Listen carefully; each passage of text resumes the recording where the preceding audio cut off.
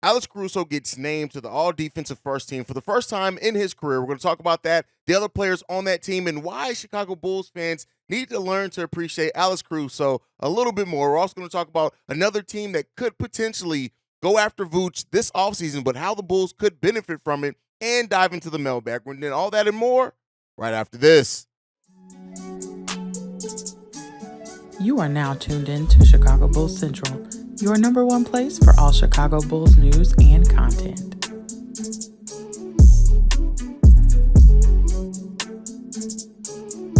What's going on, Bulls fans? Welcome to another episode of Chicago Bulls Central, your number one spot for everything Chicago Bulls related. If you want to follow me, you can do so right off the top at CEO Haize. That's CEO Haize. If you want to follow the show, you can do so at Bulls Central Pod on every social media platform. But let's get into it. Alex Caruso got a huge accolade yesterday when he was named to the all-defensive first team. He was named to that first team in a way that, in a season that, I know a lot of Bulls fans have been down on Caruso because his shooting has been bad. Let's be clear. Alex Caruso's shooting was bad, especially in key times this season. But I've always said with this team is that Alex Caruso's biggest benefits are not on the offense. He was not brought to this team to play offense. And I also think that a lot of Bulls fans won't ever fully be able to appreciate the impact that Alex Caruso has for the Chicago Bulls if you're not actually watching the games and really taking in how he impacts the games, how he does get the Chicago Bulls more possessions by the way he plays defense and things like that. Now, I have talked about the potential of the Chicago Bulls moving Alex Caruso this season, and that is, this offseason. And that's mainly just due to the fact that the Bulls are really strapped when it comes to assets. And depending on how they may look to improve this team, Alex Caruso could absolutely be a trade chip, but all that doesn't matter. Alex Caruso was named to the all-defensive first team. It was him, Drew Holiday, Evan Mobley, Jaren Jackson Jr., and Brook Lopez all on the first team. For those that want to know as well, on the second team all-defensive team was Bam Adebayo, OG Anunoby, Dillon Brooks, Draymond Green, and Derrick White, all named to that second team. And, Alex Caruso, for the impact that he's had for the Bulls, for the way that he plays, the level of heart that he plays with consistently for this team, it's a great accolade. I'm glad that he was able to hit it, and I'm glad that he's able to get noticed for the things that he does just so well for the Chicago Bulls. And I also think that, sometimes we forget, and me and Pat talked about this over on Locked On Bulls as well, is that, Alex Caruso playing out of position so much this season, especially after Pat Bev got here, him coming in and playing the starting four for us. And, yes, he was exposed a little bit more playing that position, playing out of it, because there's times where, as hard as you work, the size is just gonna take over. But Alex Caruso performed great for the Bulls. And I hope that, going forward and whatever, really happens with this team this offseason, it kind of puts players in more of their natural positions, right? That it moves Alex Caruso so he's guarding more ones, twos, and some threes. And I think we'll really be able to see an even better defensive season from Alex Caruso if he's able to do those things instead of having to guard 6'10 and 6'9 power forwards and being able to guard actual other guards and wings more. And I think we'll see Alex Caruso be named to even more all defensive teams. But, Caruso deserves the accolades. When you just look at the career trajectory of Alex Caruso, really having to work his way to make that Los Angeles Lakers roster, to be a big part of their championship run, to then come to the Chicago Bulls, get his first big contract after the Lakers, I guess, just thought that they could replace him. Seems like the Lakers also realized that he wasn't as easily replaceable. And so overall, Alex Caruso gets a great accolade added to his career. He becomes only the seventh Bulls player to make the all-defensive first team, joining the likes of Jordan, Pippen, Sloan, Norm Van Leer, Joakim Noah, and Dennis Rodman. Those are all elite defenders in their own respective rights when they were playing. And so, Alex Caruso joining that list is huge. And I'll just say this. I know that, yes, Alex Caruso's shooting was a problem, especially the number of wide open shots he's missed. But for Bulls fans that don't actually watch Chicago Bulls games and, just kind of look at the box score, I really would implore you to actually, go and watch a few more games. And when you do watch those games, just watch how Alex Caruso is almost always in the right position, how he puts himself in the right position also defensively to maybe not get forced turnovers, but to make it a more difficult possession, take some more minutes off the clocks and get turnovers, help get the Bulls out in transitions. Like, all the things that Alex Caruso does for somebody who really watches and takes in the game, it's noticeable. And I think we know the impact that Caruso can have. And, for those that also, have talked about Dillon Brooks and him coming here, him being named to all defensive second team, I think he deserves that as well. It is what it is. I still think the Bulls should stay far, far away from Dillon Brooks. But, again, shout out to everyone who made the all defense first and second teams, because defense is the thing that not every fan really kind of understands. And I've always had this theory that more fans than not really don't get to watch a lot of games. They do look at the box score and kind of use that to inform their opinion about these players. And for players like Alex Caruso, it's never going to be fully indicative of the impact that they have positively for their rosters. Now, moving on, we did get another article in which it was written about a potential suitor for Nikola Vucevic. Now, in this article, I think it was on Pip It Ain't Easy, they actually mentioned 3 teams, but 2 of those teams we already talked about. But I like how this team actually factors in as well into like another thing going on with the Bulls, and that is the Portland Trail Blazers, who could be looking to move on from Yusuf Nurkic, and also have so many players. They have 7 pending free agents on their team, and that they could be interested in Nikola Vucevic. Now, considering the fact that the Portland Trail Blazers do have so much money wrapped up in just Dame Lillard and Anthony Simons as well, that you have to kind of, though they may need help facilitating that deal, and the Bulls could be in a position to take advantage of that. Now, I do think that this may be a deal that's more likely if the Bulls do get a high and get to hold on to their own draft pick. But let's talk about the reasons why the Portland Trail Blazers could potentially be looking at Nikola Vucevic. We know that they seem to be at least ready to or focus on adding talent around Dame Lillard to really make a run in his time remaining in the NBA. Nikola Vucevic can offer one of the a top 10 center in the league, somebody who's more consistent. When you look at Yusuf Nurkic, the fact that I think only played about 50, 60 games last season and hasn't been able to stay healthy. Now, when he is healthy, he can be on. But again, this could be a team that could be looking at Nikola Vucevic and thinking, hey, Bulls, we also need the protections off that pick for the future. And the Bulls could be in a position to where they can get that, maybe even this year's Portland's pick, which is absolutely in the lottery. That's why we're not getting it. And if that happens, I think at that point, the Bulls may have to consider it, right? Again, could the Portland Trail Blazers clear enough cap space theoretically to sign Vooch outright and not have to force a sign and trade? Yeah, it's possible. But when you look at them also being able to remove the protections from that pick and being able to maybe even work in their own pick, which I think the worst it can get this season is like 6th or 7th, or they could also use that New York Knicks pick. Now, if they try to use the Knicks pick to get Nikola Vucevic, in my opinion, you don't just take that, right? That's not enough. The New York Knicks pick, I think, is slated to be like 20th, 22nd, something like that. That's not 23rd. That's not good enough for Nikola Vucevic. But as we go forward into the offseason, you're going to get a lot more speculation about what could happen with Nikola Vucevic. And I do think the Portland Trail Blazers could offer a unique scenario for the Chicago Bulls in which they may have to seriously look at and consider, depending on if the Portland Trail Blazers are fully ready to remove the protections from this pick. Now, they could also give the Bulls their next year's pick outright. But then in that case, I'm looking at that and saying that ain't enough. Because if you add Vooch to Dame Lillard and Anthony Simons, to me, I think that's good enough to be a playoff team. And then at that point, the Bulls aren't getting a lottery pick, and we're going to get that pick anyway, right? If the Portland Trail Blazers make the playoffs next season, we're getting that pick regardless. So if we make a move with the Trailblazers to make them a playoff team, to me, you got to up that. And I hope that would be built around this pick. Dame has already said as well, he doesn't want any more 19-year-olds. He thinks that they need to be trying to make a move forward. So the Trailblazers could be motivated to try to move that pick. The biggest question is there as well is, do they see Vooch as a level of player that is worthy of moving off a lottery pick to be even though you get your future picks, the protection removed, you could then maneuver those future picks even more to kind of go after some other players.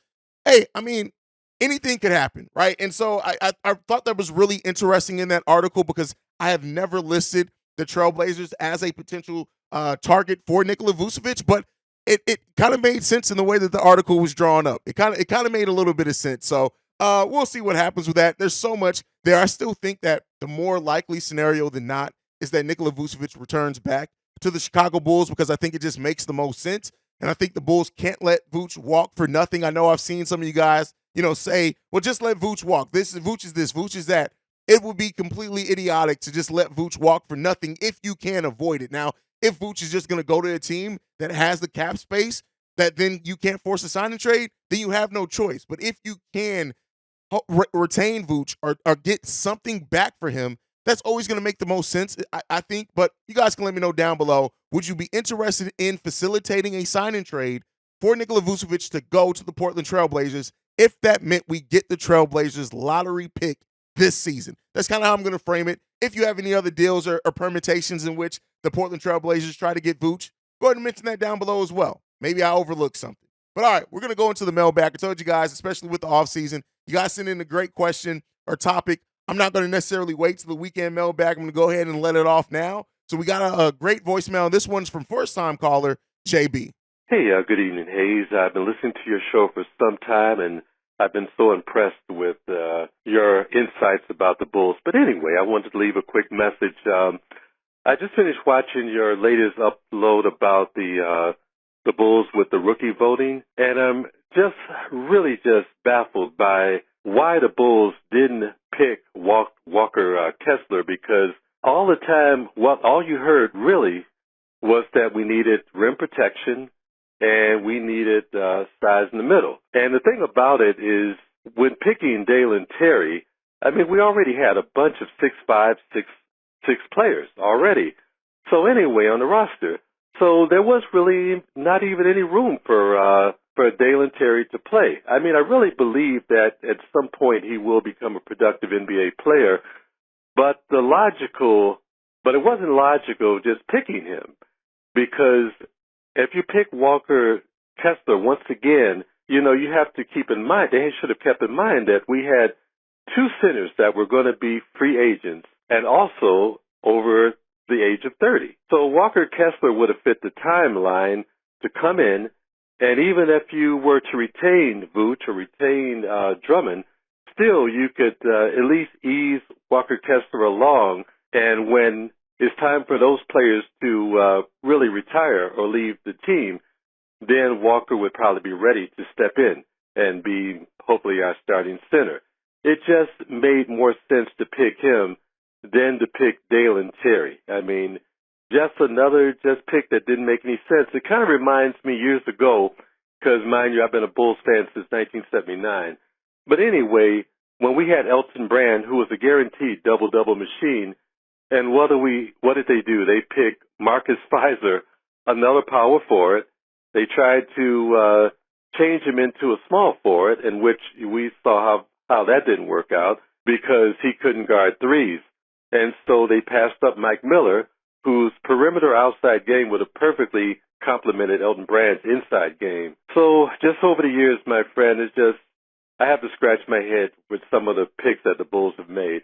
Anyway, I really enjoyed your show. I enjoy your show all the time. Have a great day. All right. And JB brings up the Bulls skipping on Walker Kessler. Now, for those that watched my draft coverage last year, in which I covered, I think, like 30, 31 prospects, and none of those prospects were Dalen Terry, which, and this season, I'm not covering any prospects unless we do look up and get a pick. But Walker Kessler was one that I did mention and said that at that time, he theoretically brought a lot of what the Bulls needed. Rim protection, rebounding, an additional big off the bench, some scoring upside, especially in the pick and roll. At that time, I was kind of hopeful as well that Lonzo Ball was going to return. And I thought about what a Lonzo Ball, Walker Kessler pick and roll could have been. But the fact is that the Bulls did pass up on Walker Kessler. They had an opportunity to draft him. And now looking at the impact that he had, is that Walker Kessler could have very well been a built-in Vooch replacement. Imagine had the Bulls drafted Walker Kessler last draft, and then this question around Vooch. If Vooch did walk, we'd have a young big that doesn't replace one-for-one what Vooch brings, but a young big that absolutely could step in and be that starting center for the Chicago Bulls and fit that timeline. Again, he doesn't have the scoring upside of Vooch, but he brings a lot of that defensive mentality that a lot of Bulls fans are looking at. And one of the things that I always point out in regards to replacing Vooch with a defensive big is that big has to be a solid passer as well. And Walker Kessler is that. Walker Kessler is an extremely solid passer. And, I don't like doing the woulda, coulda, shoulda, but, I wonder if the Bulls do look back now and say, hey, we could have gotten – look at the trajectory that Walker Kessler had with the Utah Jazz this season, taking over that starting position, working himself into being into that rotation. And so, yeah, it's unfortunate that we didn't get him. But, your comparison to Haize, and when it came to Elton Brandon, trying to force Haize to be a position that he wasn't, I don't think that that's the thing. When the Bulls drafted Terry, and this is not to crap on Terry at all, I still like Dalen Terry. And to your point, still think he can be a productive player. But you also have to look at why A.K. and Eversley drafted Dalen Terry. It is because he projects, he's kind of the opposite of the comparison you made. He projects to be a versatile defender as far as probably being able to guard 1 through 3 and some 4s, as we're seeing 4s become smaller around the NBA as well. He projects to be a plus defender, a solid facilitator as well, multiple positions that you can play him at, and I also think that he offers that versatility that a lot of teams are looking for in their lineups now, to where you can really build out your lineup, and Dalen Terry can really fit on any type of roster projectedly. And I think also when you look at the upside, Dalen Terry's upside is way higher than Walker Kessler. It just is, because of his versatility position-wise, because of the dog that he has in him, that kind of that mentality, and you're kind of betting on that. And then if you watch Dalen Terry as well in the G League this season, you saw how he worked on his shot. You saw how he could develop as a scorer as well. So I think that's what they were looking at, is kind of the upside pick when they drafted Dalen Terry, and to get the most upside out of that potential that draft. And Dalen Terry has huge upside. Now, we didn't play him last season, and I hope that gets corrected heading into next season, and they actually have a plan to use him at the NBA level, because we don't want to Marko Simonovic Dalen Terry and have him spend a second year in the G League. We want him learning and having his feet to the fire in the NBA and really learning how to progress. And so I think that's what they saw in that, and that's why they went there. Still, in hindsight, at least right now, it looks like Walker Kessler should have been the pick there. But let's see what it ends up shaking out and how Dalen Terry's career ends up turning out. But very great point. Great voicemail from JB as well. We also got a text message. This one's from the 247, and he asked this: what do you think of Derrick Rose, of a Derrick Rose homecoming? He doesn't play in New York, so probably won't get much attention or money. He could provide a veteran presence off the bench and could play for IO if he has another down year. So I've said this, and I know this is not kind of the mindset of Bulls Nation, and that's fine. I would love Derrick Rose to be back on this team. I would love Derrick Rose to be a Chicago Bull before he retires, and I would love for Derrick Rose to come to the team when we're close to competing. Now, I'm at the place now that the Bulls don't have necessarily the assets and things like that, to where we need so much more than what Derrick Rose brings. And I know, yes, we need a starting level point guard. I have my questions on if Derrick Rose is still that and can be that. I know that he can contribute, but I think that what we need more than that is we do need shooting. We need shooting. We need to change our shot profile, and we have to do that meaningfully, right? We need to take more three-pointers and hit them at a better percentage. And I prioritize that over bringing back Derrick Rose right now. And I've said this before too, like, the Bulls are not at the place to make novelty signings. And not that Derrick Rose would be 100% novelty signing, but I do think that we have other things that need to be addressed first. Now, if Derrick Rose comes for the minimum, absolutely. I don't know if I think he would do that, but I think we have other things to address first. If we can address some size, if we can address some shooting, and then Derrick Rose is there and willing to take the veteran minimum, maybe a little bit above that, and we have that space, I'm all for bringing Derrick Rose back in a case like that. But I want to see the other things addressed first, and then we can worry about bringing Derrick Rose and bringing the boy home, to quote Black Panther. But yeah, I would love to see Derrick Rose back in a Bulls uniform eventually, and I think either way he does retire as a Chicago Bull. But I want to see other things addressed first in the offseason. I know that kind of puts me on the outskirts of Bulls fandom to say that, but hey, that's my thoughts. That's it for today's episode of Chicago Bulls Central. Thank you so much for tuning in. Make sure you're following the show at Bulls Central Pod. You can send us any feedback, questions, comments, concerns, bullscentralpod@gmail.com. And then lastly, if you want to leave a text message and our voicemail, the number to do so, 773-270-2799. We are the number one spot for everything Chicago Bulls related because of you guys. And like I like to end every episode on, go Bulls. Love you guys. See right if you can, y'all. Peace. This has been a presentation of the Break Media.